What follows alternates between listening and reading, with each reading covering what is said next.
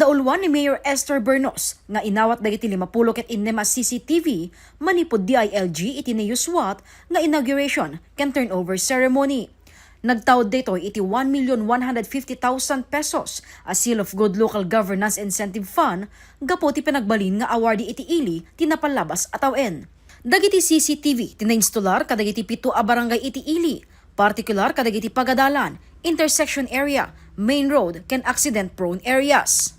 Patyen ni Mayor Bernos, ababayan nagiti na-installer as CCTVs, mapagtalinaad, tinatalgad a komunidad.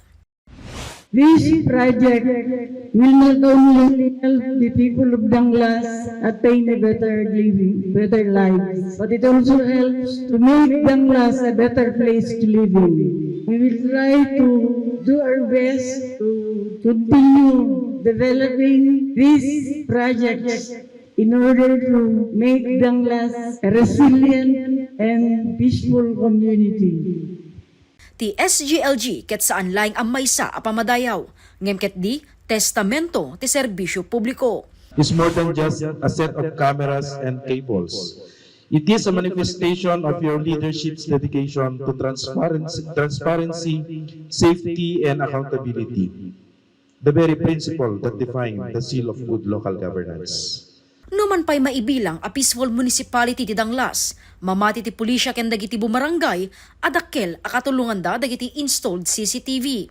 Dakkel nga katulong mi, although hang awang kami jay barangay, ada ti CCTV just in case ada incident.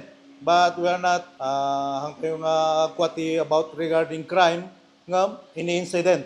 Ada ti naglaka nga pag-alaman mi ti documentation, naglaka pag-alaman ti report from the barangay officials regarding the CCTV. These CCTV systems will greatly assist us in promoting safety, deterring crime, and responding more efficiently to incidents within our areas of responsibilities. Tapno masigurado ti panagtaginayon ti proyekto, opisyal meten analukatan ti command center iti ili. Patyan ni Vice Mayor Attorney Russell Bragas anapintas nga innovation daytoy ken naalaalisto a koordinasyon manipod barangay agturong iti munisipyo.